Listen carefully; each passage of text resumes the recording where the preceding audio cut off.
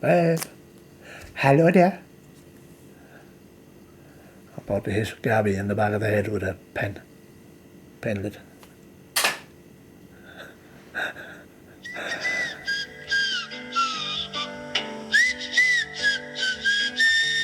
Hello, welcome to the Go Grab That Day podcast. UFC 260 is just in the books. So we're going to break down this card right now. I hope everybody's doing good.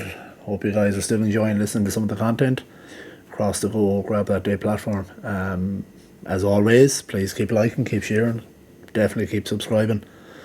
And yeah, we've got some really interesting things coming up over the next while. Including a new little segment of the show, still under the Go Grab That Day banner, but it'll be myself and a co-host, Mr. Ian Stanbury. So I'm looking forward to that. Hopefully getting the first episode up next week. It'll be the Paddy and the Pommy podcast, just where we talk about anything and everything. We're looking forward to doing that, so please tune in. I'll have it up on the page, of course. Yeah, hope everybody's doing good. Let's get into this card. I cannot wait to talk about the main event in particular because it's just finished. So from top to bottom, let's go with the early prelims, which one thing about this card is there's a few names that's quite hard to pronounce. But let's go with the first one. Barry,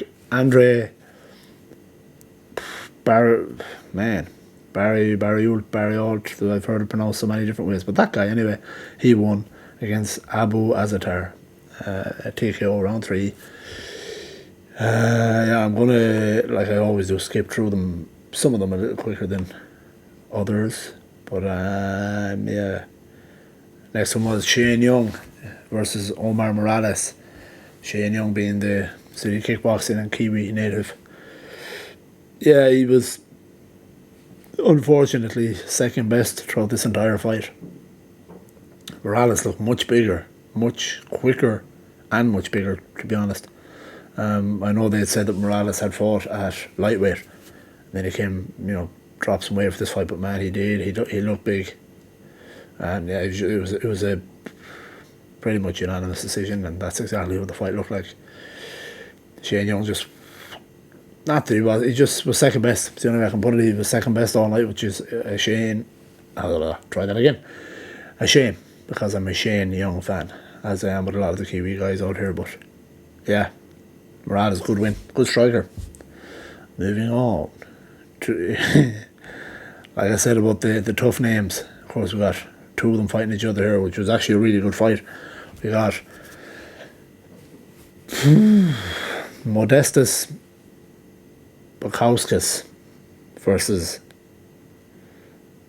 Mikhail Oleksiejczuk. That's how you pronounce it.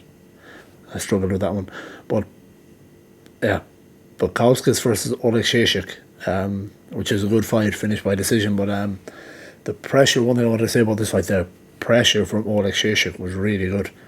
Constant pressure, constantly cutting off the angles for Bukowskis. And yeah, I know the commentators have said Bukowskis had landed more shots, but I do think pressure counts. Obviously it doesn't count if you're doing nothing with it, but I mean, he was doing plenty. Doing enough to win the fight, in my opinion. Entertaining fight, this one, yeah. And Oleksiejczuk won via decision. Moving on, we had Gooden versus Abubakar Nurmagomedov, which is Khabib's cousin. And that was another thing on it, which is quite cool to see that Khabib is taking up the coaching role now. Which I know obviously a lot of fighters do that after they retire, but I think he's gonna take to that role very well. Obviously, his father was a legendary coach in Dagestan, and was obviously Khabib's coach for a long time. Abdulmanap Nurmagomedov, he's a legendary coach, and Khabib, I'm sure, will take that role quite well. Luke Rockhold has said that Khabib is going to be his coach too. So you're going to have, like, from that team, you're going to have Javier Mendez, Crazy Bob Cook, and Khabib, all pretty big names, pretty big guys to have in your corner. And like I said, I imagine Khabib's going to take that role quite well. This was a an interesting fight in the sense of Nurmagomedov, who obviously everyone assumes is going to be a great wrestler, showed really good striking. Really good, and looked very comfortable striking, very calm kind of fighter, and yeah, he won that fight, but rightly so. He had, like, Gooden did okay in the fight, but just again, a bit like the one earlier, he seems second best to a lot of them. He got caught with some heavy shots at some points, and he was kind of the longer fighter too, but Nurmagomedov showed a nice jab, and yeah, good win. Another guy from that side of the world that, you know, you got to keep an eye with. The Dagestanians are just absolute animals. They're monsters, and people keep talking about the wrestling, but these guys are showing that they have good striking and submissions as well. So it's scary to see that the takeover, as DC called it, but there's another takeover which I'll talk about later as well, coming from the African side of the world. Moving on then with Alonzo Menefield versus Fabio Chirant, how do you pronounce that name? God, sorry. But Menefield anyway won via submission. Round one, the Von Flue choke, or the St. Preux choke, people are calling it now as well, which is a great finish. Menefield had Chirant in trouble, and then just got on top of him and landed that choke, putting the heavy pressure on him. Credit to Fabio for stepping in, kind of, I don't know how much notice he had, but I know he stepped in pretty short. And against Alonzo Menefield, it's a tough fight for anybody, so hopefully he gets another shot. It's not easy to step in against that guy. Moving on to the main card, which all in all is a great main card. Not the biggest names in the world on it, but I thoroughly enjoyed it. All the fights were very good.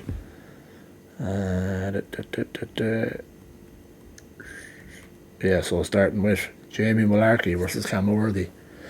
Again, this was a really good fight. TKO finished by Jamie Mullarkey, which was interesting to see Brad Riddell in Mullarkey's corner. I know all those guys are from this side in Australia. They all have kind of a close connection. But Mullarkey was Brad Riddell's first opponent in the UFC, which I watched live in Melbourne. It was actually a great fight. But it's a great finish by Mullarkey. Striking looked quite good. He just looked. He was very calm in this fight, and he's got quite a well-rounded game. He's got a good chin on him, and it was a good finish anyway, I must say. In that lightweight division, which is super stacked, as I've said a million times. He's another name there, but it's interesting to see that Brad Riddell was in his corner. Moving on, we had Julian Robertson versus Miranda Maverick. This was a fight I was intrigued by. I had spoke before about Miranda Maverick. She had really nice striking, and I wanted to see when she got a good test, which she got here in Julian Robertson.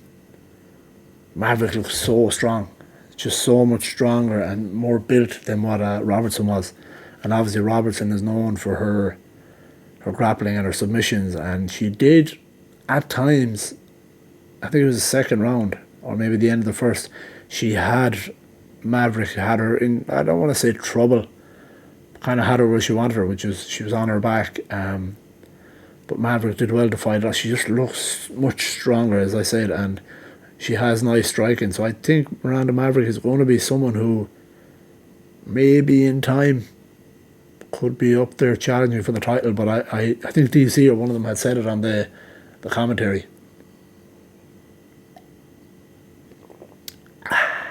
that they need to take their time with her, not fire her up there now for a title shot already against Shevchenko, because it's too soon. But in time, she could be someone who can challenge, maybe. I know Shevchenko has Jesse Andrade coming up soon, the next live event, or the next UFC, the next big UFC, 261, I believe. I hope I'm not wrong, but I'm sure you'll be able to find out if I am. Yeah, that was a good fight. It was an entertaining fight. A great win for Miranda Maverick. Then moving on to, which was another really good fight, Sean O'Malley versus Thomas Armenda. This was interesting because obviously Sean O'Malley, having lost his last fight and being somewhat vocal about how he didn't feel like he lost it, and yeah, which he did lose, like, but yeah, love him or hate him, and Sean O'Malley is one of those characters. He is entertaining to watch. I don't know whether I like him or not, but I like to watch him fight. He very, very entertaining fighter. Very he had Almeida hurt very bad in the first round, dropped him, and then walked off thinking he had him KO'd. Which, yeah, his arrogance sometimes I think it plays against him, but he did rock him hard on, and Almeida dropped to his ass. But O'Malley walked away thinking it was a walk-off KO, and Almeida popped back up. One thing about Thomas Almeida is he is tough. Super tough, and he has a chin on him. He took a kick to the head that started that original knockdown, and it was like a baseball bat, the sound of it. And he took it, and then obviously he got dropped, but he was right back up. He was second best throughout this whole fight, but he was always in the fight. A couple of times he was, with leg kicks and stuff like that, he was giving O'Malley things to think about, that's all. And eventually in round 3, O'Malley got the TKO. I know, like, the commentators and stuff were saying, they were giving out at first in the first round about how, O'Malley shouldn't, he should make sure, to jump in and finish his fights without walking off. And then when he finished it, they were like, the referee should have got in there a bit quicker. So I thought that was stupid. I understand what they're saying, but in my opinion, the ref wasn't too late. I think Almeida was still had his wits about him a little bit before O'Malley landed that last blow when he was on the ground. But yeah, they're going to complain anyway, But it was nice. His strike, it's so nice to watch. I still think he is. He could be in trouble with someone who can leg kick. He just I don't know, when he's hit to the leg, he always seems a little uncomfortable. That's just my opinion. And obviously he's had issues with leg kicks in the past. He himself throws some nice leg kicks, but I just see when he gets hit, I don't know what it is. I don't know does he have issues with his legs or his ankles or something. But definitely leg kicks cause him problems. So that could be an issue in the future, going forward in the bantamweight division. But still, really good to watch, as always. Really, really good to watch O'Malley fight. But you got to credit Almeida for how tough he was as well. But yeah, he took that final shot to put him out was fucking heavy, where he's on his back. And again, I know the commentators want to say shouldn't have done that, or they didn't need that, but can't be both. It's got to be one or the other. He needs to jump in and finish him, and actually finish the fight, or he needs to, let the ref stop it. Anyway, moving on. We have the co-main event, which was supposed to be Alex Volkanovski versus T-City Brian Ortega, which obviously was cancelled, thanks to COVID. Thank you, COVID, you bastard. Tyron Woodley versus Centiluke, which was it was interesting. But it's hard not to feel bad for Tyron Woodley. He came out in his last few fights where people are shitting on him and they're all, he's finished, he's done, which maybe he is. But I think it's annoying that sometimes people have a short memory as to how good these guys once were. And again, not to say that people are wrong to be shitting on Tyron Woodley, but at the same time, he was quite a dominant welterweight at one point. But he came out in this fight super aggressive. Opened up with a heavy overhand right, and then went for the takedown, which Luque fought off quite well. But it was just super aggressive. I hurt Luque a few times, but the problem with Woodley is when he swings, it's such wild, not necessarily telegraph, but it's not quick and fluid. And Luque timed that, and as he was swinging, he caught him clean, and Woodley's legs were just gone. absolutely gone. And then he managed to rock Luque back again. But unfortunately, in the end, he was finished with Luque got him down. He was finished with a Darce choke. But at one point, Woodley, I thought the ref was going to stop it, to be honest, because Woodley looked like he was out on his feet, and he was actually holding on to the cage at one point, waiting for Luque to come in. So yeah, not saying that the ref should have stopped it. I'm just saying I thought he was going to. I just think Woodley's legs were gone more than anything. But when he eventually got to the ground, Luque got him in a tight Darce choke, and the position he had him in, normally Woodley would have had to circle off. If you imagine the choke is around his neck, he had to circle off this way. But he was up against the cage, he had nowhere to go other than tap. It was a great finish for Luque, but Woodley was just in a bad position. So again, I feel quite bad because I like the way he started off this fight, being aggressive and not holding back, being your typical aggressive, scary Tyron Woodley, and he just got caught. I don't know what to say really about Woodley, whether I think he should maybe, because he is still a dangerous fighter for people, but what more is there for him to do other than maybe prove people wrong if that's what he wants to do? But he's not going to go for the title again unless he changes his game a little and he amasses this crazy streak. Maybe he has that in him, I don't know, but he's not that young. I believe Woodley is 36 or 37, something like that. But like I said, it was kind of felt bad for him, kind of did. But I also am a big fan of Centiluke, who I think, dare I say it, might be a dark horse in that division, or it might be a stretch, but he is definitely someone people are going to avoid because he's tough, gritty, has real nice boxing, obviously has submissions, pretty well rounded, and a tough, gritty dude, quite hard to put away. He said in his post-fight interview that he has quite a good chin, but he doesn't like to use it, but he seems to have to use it in a lot of his fights. Man, a tough dude, and I said, real nice boxing, and his boxing seems to be improving all the time. But yeah, interesting to see what to do with Woodley. I did see a little picture during the week, it's that meme with the guy standing by the tree rubbing his hands and licking his lips, and said above it, Bellator looking at Woodley. Makes sense. That could be the next thing for him. I don't know if the UFC are going to hold on to him much longer, because I would imagine Woodley gets reasonably paid by the UFC. I don't know for sure, but I would imagine because, previous champion and stuff like that, and he's been around a while, so possibly gets well paid, so may not be worth keeping, I don't know for sure. But anyway, yeah, delighted for Luque. Kind of felt bad for Woodley, but moving on to the fucking main event. What do you say about Francis Ngannou? I mean, that's scary. I think the UFC should just give him a belt and let him leave. He's too scary, it's not fair.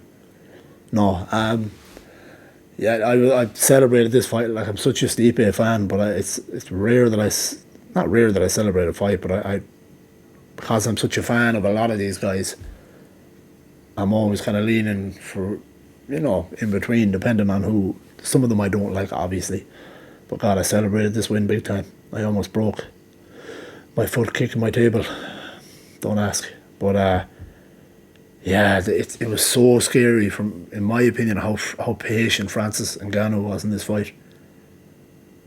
I think he is much scarier when he's patient, because he has that explosive power, and he's not going to get tired, or at least not going to get tired as easy. And then when Stipe went for the takedown, and Ngannou just fought it off, and then turned, got his back, and started landing his shots, you're watching it going, what the fuck?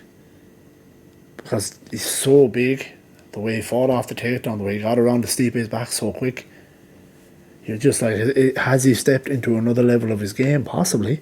I mean, he's got He's got Kamaru Usman now in his corner, which will help. Obviously, he's only a welterweight, but still, it will help with wrestling and technique, and you couldn't have a better guy in your corner to work on that kind of thing.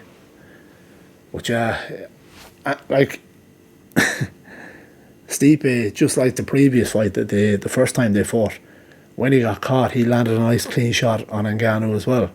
But I think the problem was with Stipe, kind of, he sensed blood and he kind of moved in, and Ngannou just landed a beautiful check hook.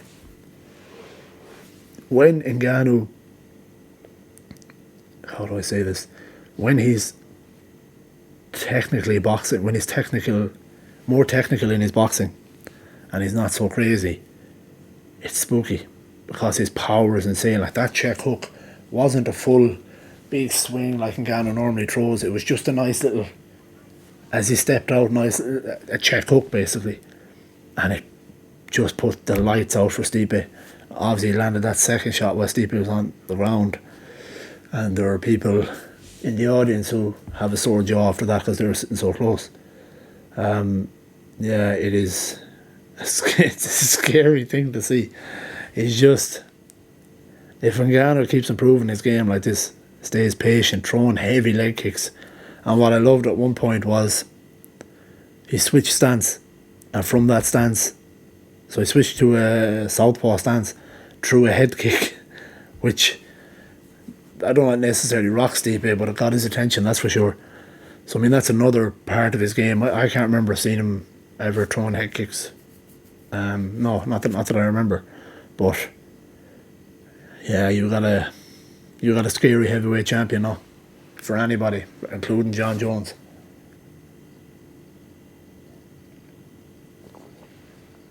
It's just the way, if he's now able to defend takedowns, and it looks like apparently there's a lot of wrestlers that were, I know they're tweeting in or talking to Daniel Cormier saying like that they picked on how good what he did was. Obviously I don't know all the little techniques, but basically he fought off the takedown, and I don't know what they're going to do next, whether Stipe gets another shot or I don't know. I mean, you gotta wonder how much more does Stipe have left as well. I'm not calling for him to retire or anything like that, because I do that a lot, but just how much has he got left, because that was a bad knockout. That was a bad knockout, as all of Ngannou's ones are. I know people have heard this, should have heard this a million times, but I'm going to say it again for the people in the back. Francis Ngannou has the heaviest punch, heaviest recorded punch. It's the same, it's equal to a Ford Escort going at full speed.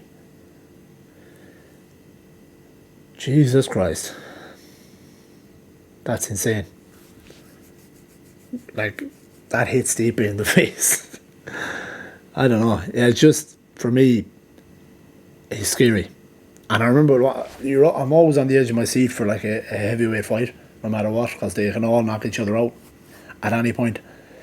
But when you've seen Ngannou being so patient, and obviously Stipe went into this fight smaller, which he did in the DC fight as well, he does that to be faster, which is, there's nothing wrong with that. But when you're looking at the difference, you got a patient Ngannou with his big fucking long arms, and he's standing there with his big wide fucking frame. It's scary to see. I was literally, not to say to Stipe, obviously Stipe could very easily have won this fight. You know, he's good enough to win it. He has the ability to win it. I'm not saying anything like that. I'm not saying Ngannou, but it's just scary to see, and especially when he's being patient, when he's showing that, like, that Derek Lewis patience. Yikes. But yeah, what a finish. And now you have, like I was saying earlier about the people are talking about the Dagestani kind of takeover. You now have 3 African champs in the UFC. You have Kamaru Usman, Stylebender, and now Ngannou. If anyone, I don't know if anyone is, if you have or haven't seen it, I may have talked about this before. There's a show on Netflix called Fight World. What's the actor's name? This guy. Yeah, he was it goes around to all these different parts of the world, just basically exploring fight world, but exploring all these different martial arts and things like that, and where they came from. Like, I believe he goes to Mexico for boxing, Thailand for Thai boxing, and then he goes to Africa for a type of wrestling. Now, I'm not 100% what part he goes to. I think it's Senegal. Pretty sure it's Senegal. But anyway, you look at some of these guys that are wrestling and they are built. It's insane how big they are. And he said on the show, Frank Grillo, that's his name. He said on the show like how big these guys were, that they were superstars, and this is like a new sport. I don't know what I think it's like a form of sambo or something like that, but it's their own take on it. And the point I'm making is, I wonder if maybe the UFC now might start looking at more African stars. I think it would be worth doing, because I think you're going to get some absolute monsters coming out of there. Absolute monsters, and guys, a bit like the Dagestani fighters, guys that have come from a tough time, tough upbringing, that will grab the opportunity. And also I saw someone tweet, I don't know who it was, can you imagine doing an event, John Jones versus Francis Ngannou in Africa somewhere? That would be cool. The first African event would be quite cool, and I think they should do that. Definitely should. Yeah, so yeah, I think you will see some, so hopefully some more African fighters. I don't know how many there is in the UFC at the moment. I probably should have checked that, but you're going to see some more, because obviously now there are 3 champions. People are going to be looking up to them, and yeah, it's quite, I don't know. In terms of Ngannou's next fight against, if it is John Jones, it's a tough fight for Ngannou, no doubt. Jones is very good, but you wonder, if he improves his game. In my opinion, John Jones should have to fight somebody first, and maybe give Stipe his trilogy fight. Whether Stipe is going to do that, I don't know, but I think that's the way it should be. But we'll see. But either way, I don't know if anybody wants that fight now. I mean, really, does anybody really want to fight fucking Francis Ngannou? I do not know. But yeah, I'm truly happy for him. And go back to some of my early videos, I did say I thought he was going to be champ this year. So not all my predictions are bad, so fuck you. But yeah, I am truly happy for him. I'm a Stipe fan as well. I think Stipe is he seems like a really good guy. But I just wanted to see Ngannou just get his hands on the belt once. If you listen to his interview on Joe Rogan, where he talks about, I think it took him 14 months to get out of Africa when he was trying to get to Europe. And you hear the story. Joe Rogan spoke a little bit on the broadcast tonight, or today, depending on where you are. Yeah, so I'm very happy. I really am. I think it's cool that even if he gets his hands on it once, I'm happy for him. Because he said himself in interviews, I believe, that there was a lot of people that were doubting him still back home, back in Africa, and he said he just wanted to win the championship just to prove them all wrong. And look, he goes down now as a heavyweight champion, having beaten probably the greatest heavyweight champion ever. So yeah, super happy for him, and it will be interesting to see what they do next. I think a lot of people are going to be cutting weight now for the next while, getting down to those lower weight classes. Fuck that fight. But anyway, moving on. But yeah, so happy for him. Good fight card, and yeah, I hope everyone enjoyed it. So I'm going to quickly have a look at next week's, which is a good fight card too. Look at the prelims. It's UFC Fight Night, Darren Till versus Marvin Vettori. So, looking at the prelims next week, you got fucking names. You got Sasha Palatnikov versus Impa I can never pronounce this guy's name. Kasanganai. There we go. Which, that's not a bad fight, actually, to open the, I believe, Kasanganai is the guy who was knocked out with the spinning back kick. Wasn't it? I think it was. Anyway, that'll be a good fight. And then you have Jung Da-un versus William Knight, light heavyweight division. Lewis Saldana versus Jordan Griffin. Lewis Saldana, that's the guy coming off Dana White's Contender Series, I believe. Actually quite an exciting striker. Hope that's the right guy, I think it is. Then you have Jack Shore versus Hunter Azure bantamweight.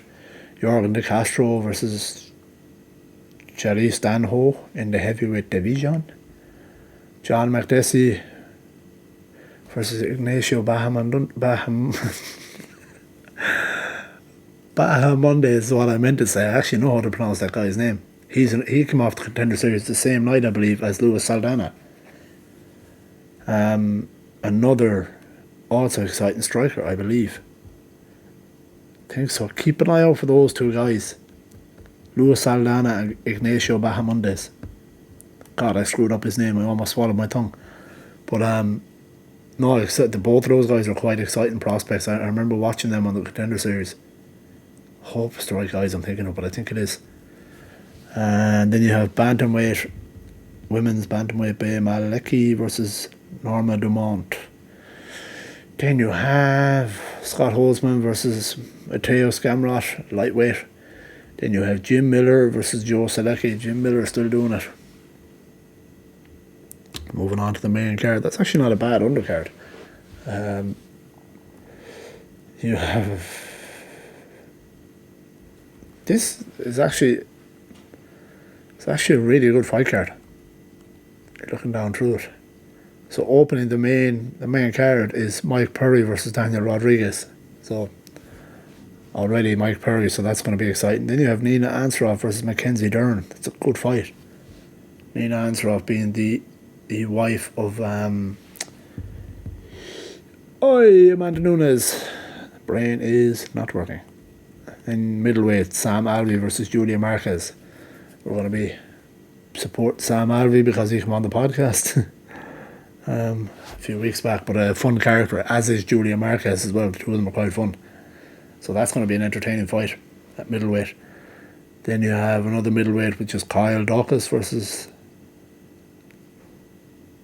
Alias Kizriev. UFC, you're killing me with these names. Sorry, I'm just not able to pronounce some of these names. I need to hear them and then I can pronounce them better.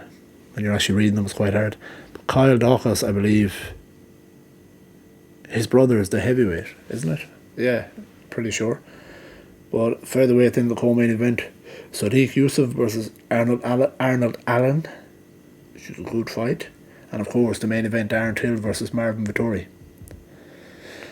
I suppose I'm going to start doing just for fun. I won't do it on all the fights here. I'm just going to do it on the main card because the prelims is quite a big card. I'll give my predictions just for the fun so people can bet and lose money. I'm going to go with Mike Perry versus Daniel Rodriguez.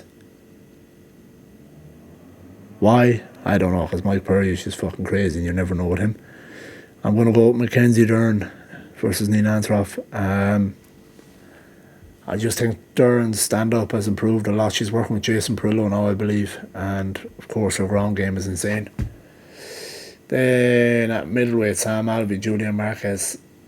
I don't know. It's a tough one because Marquez looked good, but I haven't seen a lot of him.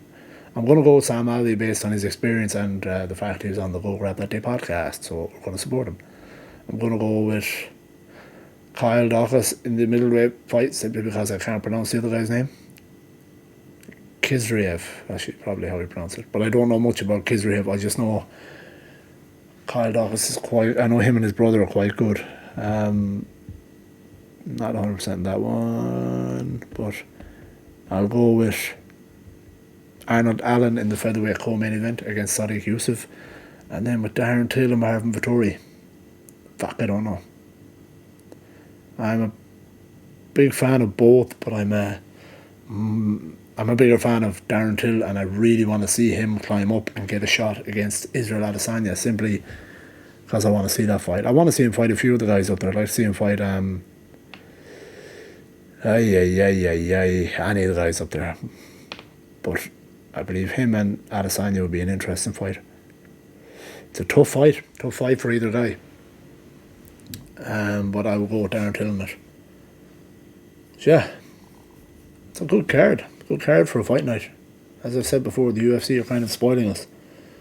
But yes, so that's my breakdown of both cards. Well, my breakdown and my prediction, should I say. Well, that's it for today, guys. I hope you enjoyed it. Hope you enjoyed the fights, and I hope you enjoyed the bit of a breakdown.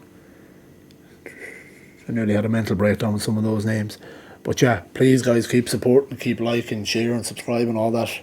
We've had some really cool guests on lately, and I hope to continue with that. And as I said, we have an interesting, what should be pretty good segment of the podcast coming soon, which is the Paddy and the Pommy podcast. Like I said, it's under the Go Grab That Day banner, but it will be myself and a co-host, a friend of mine, Ian Stanbury, which was he was the first guest on the show. And Ian would be a lot of fun. He's quite a cool guy. He knows his stuff in terms of boxing, and he's just a fun guy to talk to. So it's not going to be MMA breakdowns and things like that. It's going to be a bit of everything. Basically, we're going to go with the flow, talk about whatever the hell comes to mind, maybe talk about some news stories and stuff like that. Yeah, well, it should be fun. Hopefully the first episode is up this week, depending on, we have to work it out with the time difference, because I am obviously here and Ian is back in, I think he's in Ireland at the moment. So yeah, but we will work it out. But yeah, keep liking and sharing, guys. Keep subscribing. Please help us get the numbers up there. And have a look at our affiliates as well. As I've said before, Mystique jerseys. The link is in the Instagram bio. And check out PPT Fitness and Nutrition. We have a link of one of their programs in the bio as well. Yeah, they're really good. Check both of them out, guys, please, and definitely keep sharing and keep subscribing and keep listening and watching. If you're not sick of me yet, but we have, again, I'm doing my best to work on so many fun projects, and again, I will ask for any of you that watch this and pay attention, if you have any ideas, if you want to jump on with any ideas, or if you know someone who might have any ideas, run them by me. Listen, this page and this platform is not limited to anything. It's basically, if something I find interesting, I will jump in on it. If I don't, I won't, basically. But anyone that has any ideas or wants to get involved, wants to talk to me about it, and hit me up, send me a DM on any of the Go Grab That Day platforms or Go Grab That Day social media pages. Yeah, that's it, guys. Have fun, take care, wear your mask, wash your hands, brush your teeth, and go grab that day. Thanks, guys.